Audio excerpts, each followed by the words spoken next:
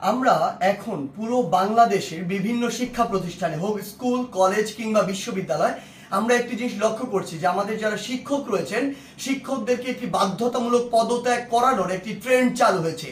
যে জায়গাটি নিয়ে আসলে অনেক কথা হচ্ছে এবং কথা হওয়া উচিত এবং এই জায়গাটিতে আসলে অনেক প্রশ্ন রয়েছে। প্রথম কথা হচ্ছে কোনো একজন শিক্ষক যদি কোনো একটি রাজনৈতিক দলের হয় বা মতাদর্শকে বিশ্বাস করে এটার কারণেই আমি তাকে পদত্যাগে বাধ্য করতে পারি কিনা। আবার আরেকটি কথা এখানে রয়েছে, সেটি হচ্ছে এই পদত্যাগ করানোর যে অথরাইজেশন এটি আমার আছে কিনা বা আমি এমন অথরিটি কিনা আইনসঙ্গতভাবে এটি আমি করতে পারি কিনা।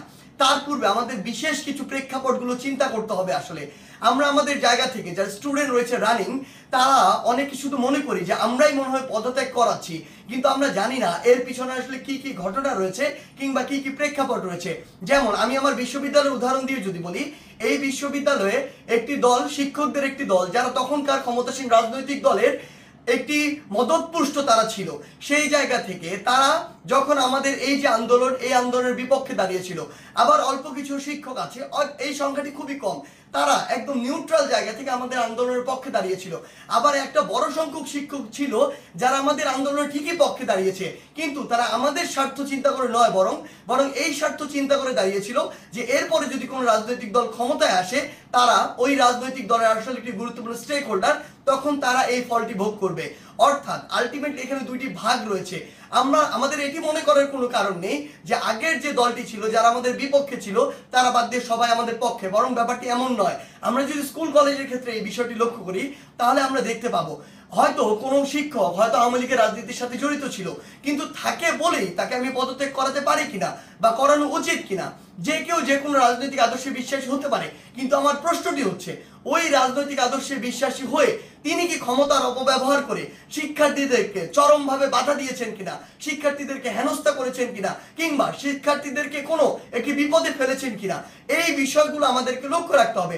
ইভেন ইফ যদি তিনি এই কাজগুলো করেও থাকেন তারপরও তার বিরুদ্ধে এরকম একটি প্রক্রিয়ায় পদত্যাগ করানোর জন্য যে বাধ্য করা, এটি আমি করতে পারি কিনা, এই অথরিটি আমার আছে কিনা।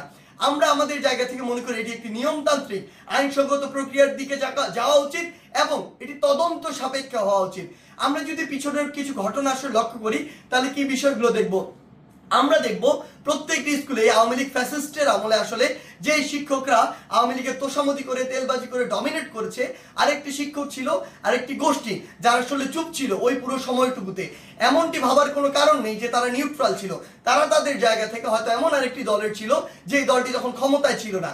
এখন বর্তমান সময় এসে ওই শিক্ষকদের উদ্দেশ্য হচ্ছে উপরের জায়গাগুলোতে প্রিন্সিপাল হোক কিংবা হচ্ছে প্রফেসর হোক কিংবা ভিসি হোক বা এরকম যে কোনো হেডমাস্টার হোক, যেই পদগুলোতেই হোক না কেন ওই পদগুলোর ওই মানুষগুলোকে সরাতে হবে।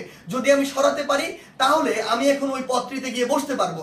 এটার কারণে তারা আসলে কি করছে, তারা তাদের ক্লোজ কিংবা কাছের কিছু স্টুডেন্ট কিংবা কিছু স্টুডেন্টকে বিভিন্নভাবে মোটিভেট করে কিংবা কিছু স্টুডেন্ট যারা অতি উৎসাহী বা যাদেরকে সহজে আসলে ইমোশনালি ড্রিভেন করা যায় ওই স্টুডেন্টদেরকে বিভিন্নভাবে প্রভাবিত করে তারা এরকম একটি মব তৈরির চেষ্টা করছে ওই টিচারদেরকে নামানোর জন্য। বলার সময় এমন ভাবে বলছে সে যেন একজন ফেরেশতা, কিন্তু আলটিমেটলি তার উদ্দেশ্য ওইটাই যে ওই শিক্ষককে স্টুডেন্টদের মাধ্যমে সরিয়ে স্টুডেন্টদেরকে জাস্ট টুল হিসেবে ইউজ করা হয়, সরিয়ে তাকে ওই পদটিতে গিয়ে বসতে হবে, এটি হচ্ছে তার উদ্দেশ্য। আবার এখানে আরো বিশেষ কিছু বিষয় রয়েছে, বিষয়গুলো হচ্ছে এরকম যে টিচারদের মধ্যে কিছু নোংরা পলিটিক্স রয়েছে। আসলে আগে হয়তো পূর্ব কোনো শত্রুতা ছিল বা পূর্বের কোনো একটি রাগ বা ক্ষোভ ছিল, যেই রাগ বা ক্ষোভটিকে আবার এখন মেটানোর জন্য তারা এই ব্যবস্থাটুকু গ্রহণ করে। স্টুডেন্টদের যে সাইডটা, ওই সাইডটা কিন্তু আসলে জানে না যে এর ভিতরে কি কি পার্সপেক্টিভ রয়েছে। এই টিচারগুলো দেখা যায় কিছু স্টুডেন্টকে ব্যবহার করে, আশেপাশের কিছু ছেলে, যেই ছেলেগুলো আসলে এরকম কোনো কিছু চিন্তা না করে কিছু টাকা দিয়ে ওই ছেলেগুলোকে প্রভাবিত করা যায় কিংবা অন্য কোনো সুবিধা দিয়ে প্রভাবিত করা যায় কিংবা পরবর্তীতে কোনো একটি পদবীর সুবিধা দিয়ে আসলে ওই ছেলেগুলোকে প্রভাবিত করা যায়। ওই সামগ্রিক বিষয়গুলো দিয়ে এই কাজটি করা হচ্ছে। কিন্তু আমাদের জায়গা থেকে সবচেয়ে গুরুত্বপূর্ণ যে কথাটি, সেই কথাটি হচ্ছে এই কাজটি একজন টিচারকে এরকম করে বাধ্যতামূলক পদত্যাগ করানোর কাজটি আমাদের নয়, এই কাজটি আমরা করতে পারি না। এই কাজটি কেন করতে পারি না? কারণ হয়তো আপনি একজন শিক্ষককে এটি করালেন, কিন্তু এর প্রভাব পুরো বাংলাদেশের শিক্ষক সমাজে পড়েছে। আমার তো স্কুলে, ওই প্রাইমারি স্কুলের, কিন্ডারগার্টেনের, হাই স্কুলের এমন অসংখ্য শিক্ষক রয়েছে যাদেরকে আমি অনেক বেশি শ্রদ্ধা করি, যারা আমার জীবনের শিক্ষাগুরু, যাদের হাত দিয়ে আমি আজকে এই অবস্থায় এসেছি।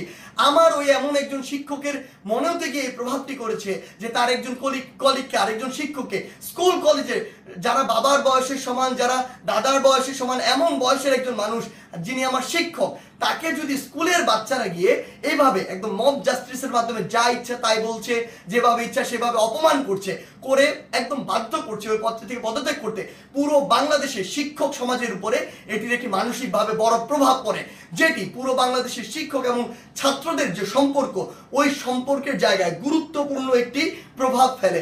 এবং আমাদের যে এই যে সম্পর্কের জায়গাটি, এটি ভবিষ্যতের জন্য খুব খারাপভাবে নষ্ট হয়।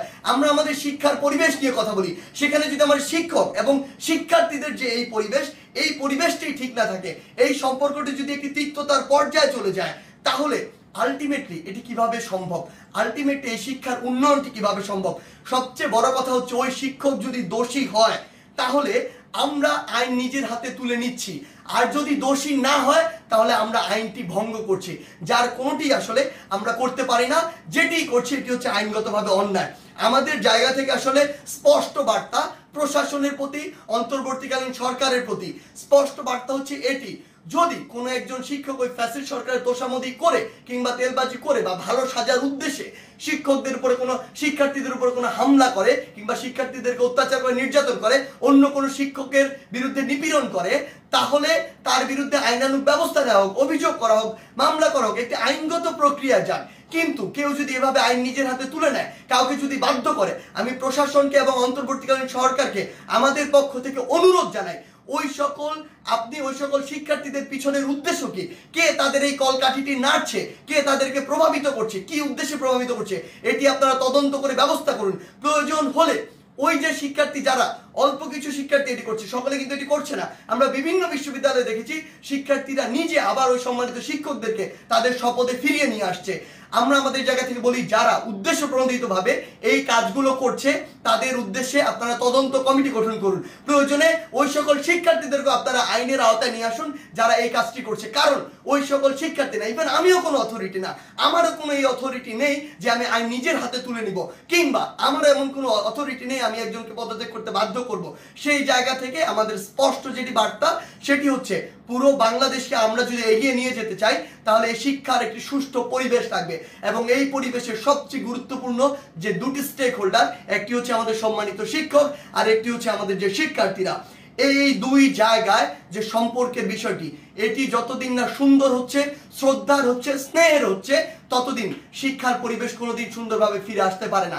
তাই আমরা আমাদের জায়গা থেকে আমাদের এই শিক্ষকদের এভাবে বাধ্য করে কোনো একটি নিয়মতান্ত্রিক প্রক্রিয়া না গিয়ে বাধ্য করে পদত্যাগ করানোর যে প্রক্রিয়াটি, এই প্রক্রিয়াটিকে আমরা কখনো সমর্থন জানাই না।